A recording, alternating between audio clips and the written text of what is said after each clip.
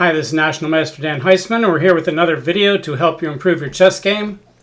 Occasionally I get people writing me and saying, well, your channel is tremendous, but you get so many more viewers if you just did X, where X could be anything. It could be inserting your picture into the video, which unfortunately I can't do because the software I have doesn't recognize my camera. I've written to the company. They said, you need a special thing, and it's not my camera. Anyway, so recently people were saying, well, you're using a board from an old site, and you'd get substantially more people if you used a board from a new site. And I said, not unless that site really helps publicize it, because I'm using their site.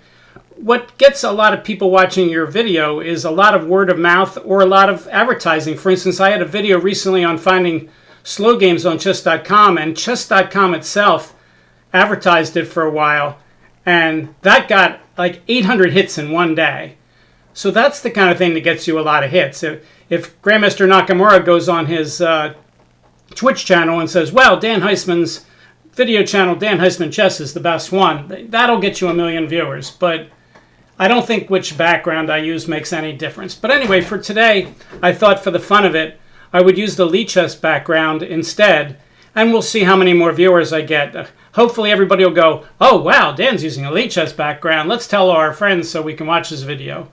And I thought I'd pick the kind of video that normally gets, not the most viewers. The most viewers are when I do like Hope Chess or something like that.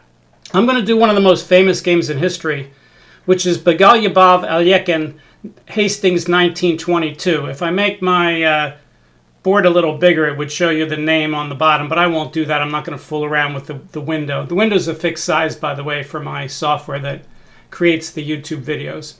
All right, so let's look at this most famous game, Bogoljuboff-Alekhine. All right, Bogoljubov opens up with d4.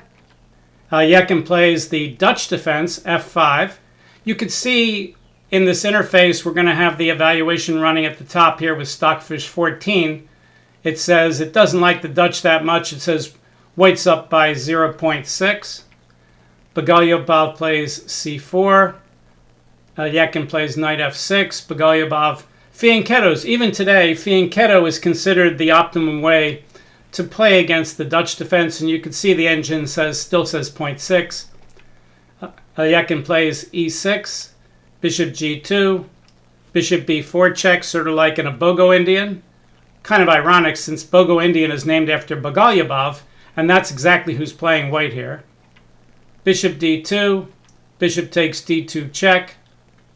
Here in the book, Alekhine's Best Games, Alekhine suggests that white should play queen takes d2, followed by knight c3. Bogoljubov plays knight takes, and you can see the evaluation drops about 2/10. Alekhine plays knight c6.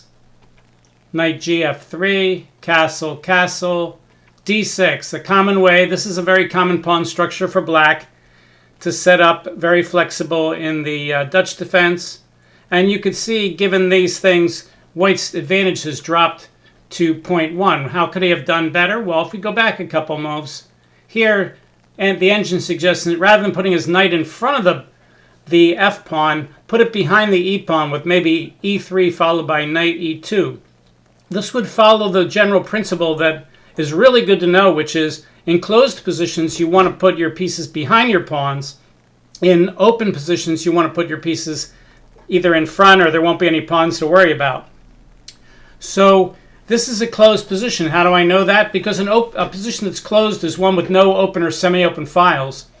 And the game starts as a closed position, but it's extremely fluid and can easily become a semi-open or open position. But already we have an opening here with the Dutch where it's going to remain either closed or semi-closed for a while.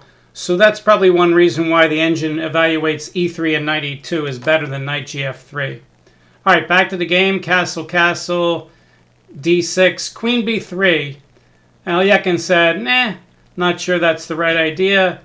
Stockfish now thinks black might be equal. Now the queen's on the same diagonal with the king. Let's see if we can draw a line here. Like that. Okay. When that happens, you don't want to leave it there forever. Too many tactical possibilities. So that explains Alekhine's move. King h8. And now Stockfish doesn't like that and says the white should play d5 and break in the middle. Why is that a break move? A break move is a pawn move against another pawn that can't easily go past. Well, if white plays d5, black can't play e5 because the d-pawn would take the knight on c6. So, therefore, after d5, white's forcing some open lines while black's pieces on the back rank are still undeveloped, and that would be to white's advantage here. So if white did that, his advantage would jump up to 0.8. Instead, Bogoljuboff just plays queen c3, and the engine says, oops, you missed your chance, Mr. Bogoljuboff. And now it suggests Alekhine should play e4, e5. Notice e5 is not a break move because white can play d5 in response. But it's still the kind of move that you want to make in the center. So e5, and white plays e3. Now Stockfish thinks for the first time that black might have a slight advantage.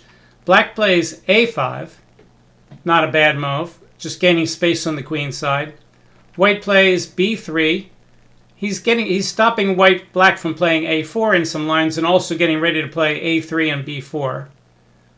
Alekhine plays the standard Dutch maneuver, which is queen e8, queen h5.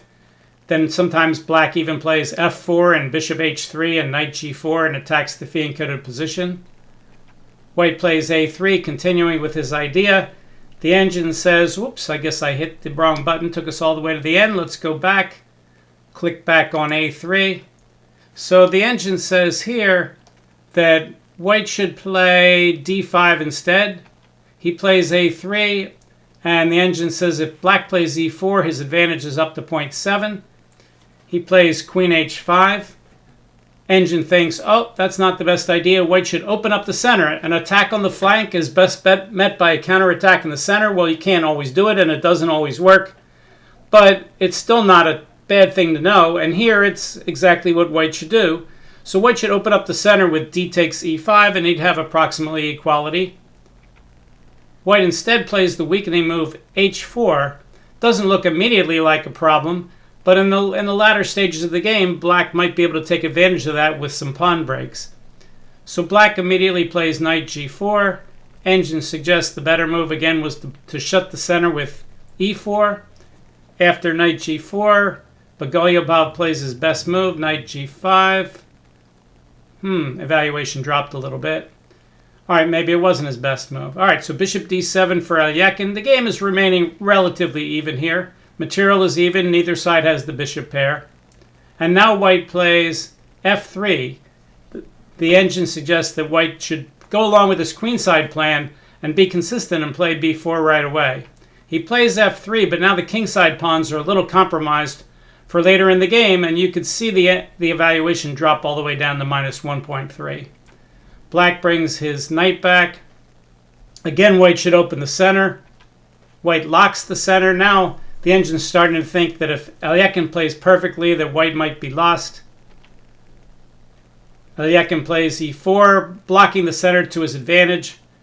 White plays rook fd1. Engine thinks knight to e7, gives black a 2.3 advantage. Alekhine plays h6 to drive the knight away. Knight h3, I think only safe move. Now, engine suggests queen to g6, hitting the g3 pawn. Black plays d5. In the book, Alekhine gave that an exclamation point. If we look at the evaluation, it only dropped by 0.1. So it's close to the best move. So we can't say it doesn't deserve an exclamation point, even though it's not the best move. If the evaluation dropped by like one pawn or something, then the exclamation point would be silly. But here, it's okay. All right, so d5. White plays knight to f1. Black plays knight e7. So far, what's happened in the game is not what makes it one of the most famous games. What's going to make it one of the most famous games, as we'll see in a little bit when things get really complicated, is Alekhine does an amazing counting sequence that's several lines long that leads to all kinds of counting questions in this game. All right, so white plays a4.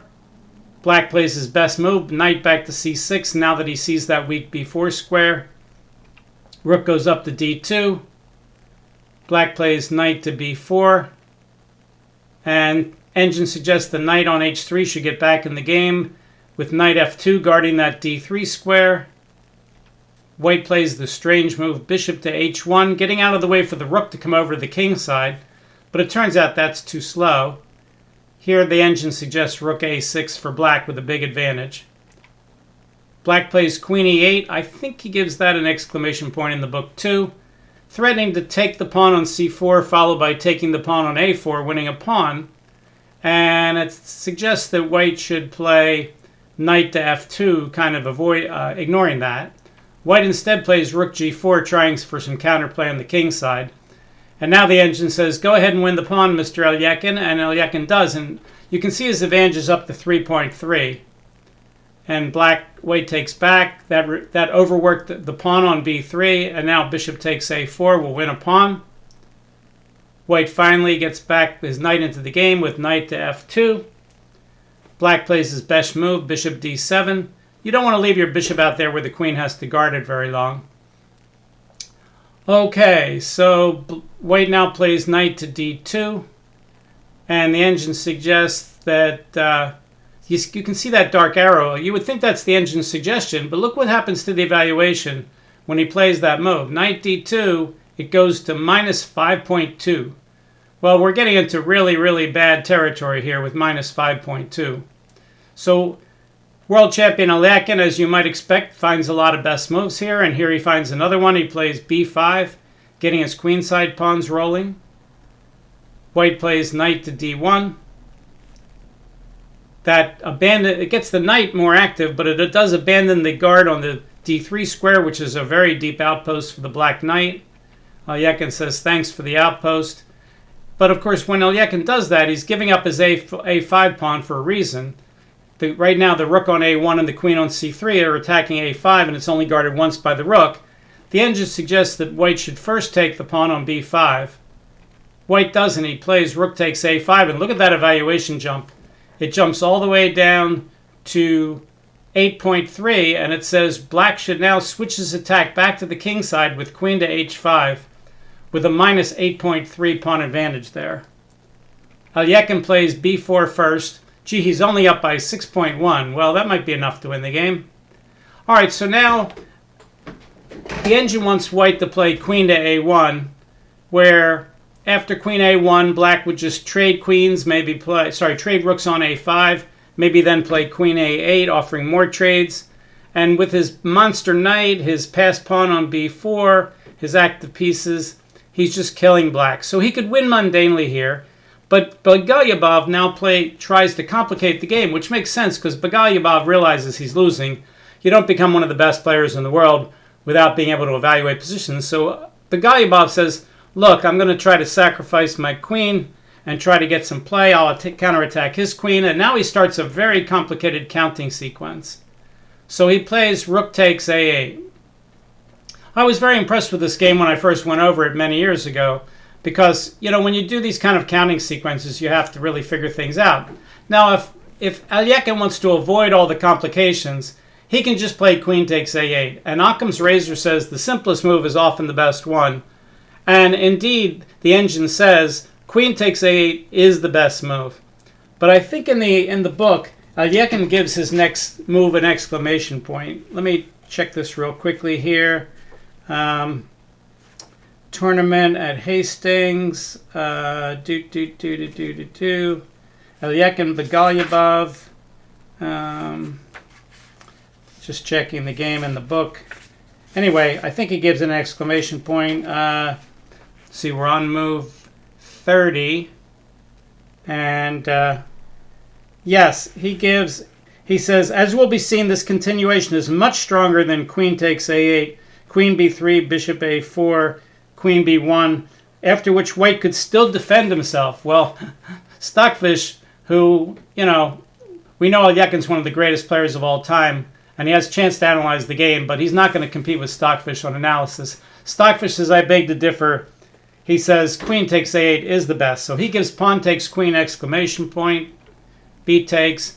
Stockfish says, you just lost about 3 pawns in evaluation, but yes, you're still winning easily. So Bogoljuboff takes the queen too. And Alekhine gives himself, I think, two exclamation points now for his best move, which is c2. And any time a pawn's threatening to take a knight and threatening to go down and get a queen, unless there's other pieces involved, then you're going to get a queen, because if the knight moves, then you get a queen, and if the knight doesn't move, you take the knight and get a queen. So, and the knight has no way to move from a square where a pawn's attacking it to guard the square where the pawn can go up straight. That's not the way knights can move. So here Bogoljuboff is really willing to sacrifice his rook on f8 with check to do this. Sorry, not Bogoljuboff, Alekhine. And of course, Alekhine has figured this out quite easily. So rook takes f8, he moves the king out of the way, and now, unfortunately, white doesn't have any great moves. He can't guard the knight with any of his pieces. Black's ready to take the knight, so he just says, I'll just save the knight. He plays knight f2. Alekhine gets the queen with check. White plays knight to f1. And here Alekhine plays his best move. He's up 6.8. If he had just taken the rook and not done all these really clever counting sequences, he could have been up even a little bit more. But this is pretty forcing, and it's pretty winning. And his technique here is really nice. So let's take a look at how he wins the game. A lot of my students say, oh, the computer said I was up by 7 pawns, and then I threw it all away, and it was a draw or a loss. Well, let's see what Alekhine does. He plays knight e1 to hit the rook, and also to keep an eye on that f3 square. White saves the rook and plays rook to h2. And Alekhine simply takes off the pawn. And now the pawns are even, 5 pawns each. White has 3 pieces and 2 rooks. Black has 3 pieces and a queen. Normally that's roughly about equal. The problem is, look at all these white pieces here in the corner. They're all scrunched together with nowhere to go. They have no flexibility. They have no mobility. They have no activity. The only white piece that's fairly active is the rook on f8, and it's helpless to fight against all those black pieces controlling the rest of the board. So this is an example where just using a Reinfeld count, in fact, the Reinfeld count would say that white's up by a pawn. How do I know that? Well, both sides have 2 knights and a bishop. Both sides have 5 pawns. The Reinfeld count says the queen is worth 9, and the Reinfeld count says the rooks are worth 5. 5 and 5 is 10. 10 is greater than 9. So it would say that white's up by a pawn. But if we look at the evaluation from the engine here, white's up by 5 pawns because his position is monstrously better. The white pieces are worth way less than their average value right here, and the black pieces are worth at least their average value. So white plays rook b8, trying to get the rook back in the game.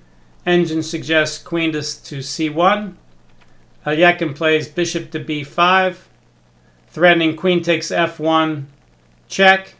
If white now plays a move like knight to d2 to hit the queen, black could just play something like probably queen to e2, hitting the knight and the e3 pawn, and it all is going to fall apart.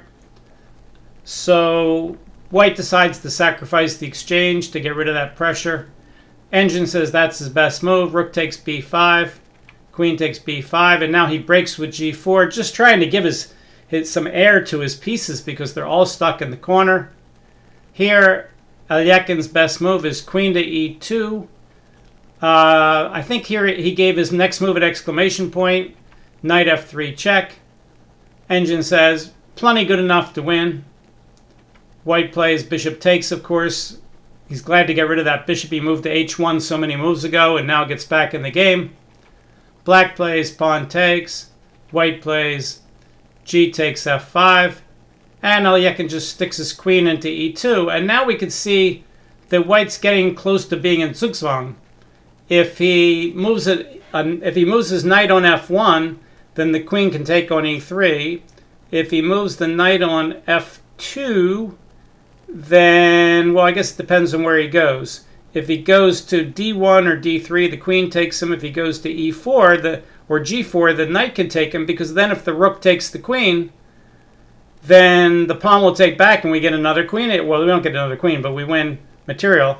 If knight h3, let's take a look at that. Let's force that move and see what the engine says. Knight h3, yeah, the engine says play knight g4 anyway, and on rook takes e2, pawn takes, he can't play king f2 and stop you from getting a queen. So, and meanwhile, he's threatening all kinds of stuff like f2 check or knight takes e3 or whatever. Knight takes h2 for sure. Okay, so all that doesn't work. Let's go back to the game. So in the game, white said, let me sack a couple pawns to clear this up. He plays d5, getting desperate. Black says, gee, he's in Zugzwang. If he moves any of his pieces, I get something. Let me just move my king back and forth while he commits suicide. This is the kind of thing lower rated players don't always think about. They don't think, gee, if I do nothing, every move he makes hurts him, so I want to do nothing and not change my position so that he'll throw all his pieces at me. This is a very common Zugzwang idea. Usually you see it in the endgame. I guess you could call this an early endgame or a late middle game. But here, black gets the idea, if I just move my king, then he's got to give me stuff. So he plays king to g8, and white says, boy, I only have pawn moves, and he plays h5, and black plays king h7. Keep doing nothing. He says, go ahead, try something. Whatever you do, I can do something against it. So white says, all right, fine, I'll give you my e-pawn too. Now Alekhine says, all right, then I'll take it. White trades off, the queen takes. Now, again, if we count material, it's a rook and a knight against a queen. You might think, well, maybe a rook and a knight can play against the queen. But the queen has a passed pawn. All those white pawns are isolated. They're very weak. There's just no chance. Engine says minus 4.2. White gives another pawn away, just trying to discombobulate black's position. Gives another pawn away. Engine says he has nothing better. Takes, and finally he moves the rook. And Alekhine says, oh good, here we go again. Queen e2. If you take my same pattern I had earlier in the game. If you take my queen, I take back with the pawn. I'm hitting the knight. The knight can't guard the queening square. If the knight moves, I get another queen. And now the rook can't really go away from the second rank because queen g2 is mate. And white has trouble doing nothing. If he moves the king, then queen takes f1 check, wins the knight. If he moves the knight, then queen takes d2, wins the rook. If he moves the rook somewhere else on the second rank, then the queen can take the rook. If he moves the pawn, he's just going to run out of moves on the next move. So Bogoljuboff takes the queen. Alekhine takes back. Of course, white plays king f2 to get his piece back. Now black's only up by one pawn. Well, he's only up by one pawn on the board, but in terms of winning the game, if you have a king and pawn endgame where you're up a clear extra pawn, that's almost the same as having a checkmate. I always tell my students, don't trade into king and pawn endgames unless you're 100% sure you're going to get what you're trying to get. And here, what black's trying to get a win, and Stockfish says, you bet, minus 58.7. Well, we know that's the same as a win. So, of course, Alekhine takes the knight. Bogoljuboff takes the queen. And now all black has to do is march his king toward the middle. And that extra pawn is a trivial win. King g7. If you don't know how to win positions like this, if you end up drawing them or something, keep playing them out against a friend or against the engine. You'll get the idea. When I was a kid, we didn't have engines to play against. I used to play them out against myself and keep taking the moves back if I made a mistake and keep trying different things. But once you play these out a couple dozen times, you get the idea. If you haven't seen my earlier video, king and 5 pawns against king and 4 pawns, that's what that video is all about. It's all about how do you win an endgame where you're a clear pawn ahead. And here he's a clear pawn ahead. It's even easier than my king and 5 pawn against king and 4 pawn video. But Bogoljuboff knows he's dead lost. He's just going to play a couple more moves. Alekhine plays king there. If the pawn goes up to f5 like the computer suggests, black will just run his king all the way over to the c file and bring his king up. Trivial win. White says, you can come up to e6. It doesn't matter. Black plays king e6. White plays king e4. Black plays d5 check. And Bogoljuboff resigns. Stockfish says, mate in 18 moves. If he plays king to d4, the easiest win is to play king to d6, and then when he runs out of time and plays f5, you play king to c6. Let's just show you that. King to d4. Yeah, you could bring your king to f5 and win too. King to d6, f5, king here. Now he's in Zugzwang. He has to go back. You come up. He comes over. You come up. He comes back. You come over. If he comes up, you play here. And now if he comes up, you come up and get a queen. On the other hand, if he goes back, then you start taking off more pawns, and when he comes back up, you play over here, and when he goes back, you bring your king up. You get the idea. This is an easy win. Okay, so Bogoljuboff resigned on right here on check. Move 53. Okay, so this is one of the most famous games in history. It's Bogoljuboff-Alekhine Hastings 1922. These are the kind of games you really learn something. I got this out of the book Alexander Alekhine's My Best Games of Chess 1908 to 1923, which is one of the early first chess books that I read. I didn't have a lot of those instructive anthologies that they have today, like my book, The World's Most Instructive Amateur Game Book, or the Giddens books, or the McDonald books. There was a few of those back then, but you could buy all 2 or 3 of them, and then you kind of ran out of books, so you had to go to the My Best Games kind of books. And they were pretty good once you got to be a decent player, but when you're first learning, you want those instructive anthologies so they can teach you things. Alekhine's not trying to teach you things, he's just giving you variations. Alright, well, so this is my experiment with my LiChess board. I am going to bet that I don't get a substantial number of extra people, but if you're on LiChess and you want to tell everybody, hey, Dan did a LiChess board today, that's great, I appreciate it. I want you all to go prove me wrong, and I'll get thousands of views on this game within a few days, and I'll say to the people who told me I told you so, and I'll say, yes, you did, and I was wrong. So prove me wrong. Let's see what happens. Okay. Hopefully you can subscribe to the channel. We're going for 5,000 subscribers. I have like 4,938 or something like that. So I need another 30 or 40 people, and we'll have our 5,000. Maybe we'll do something special for that. All right. Thank you very much. We'll see you next time. Bye.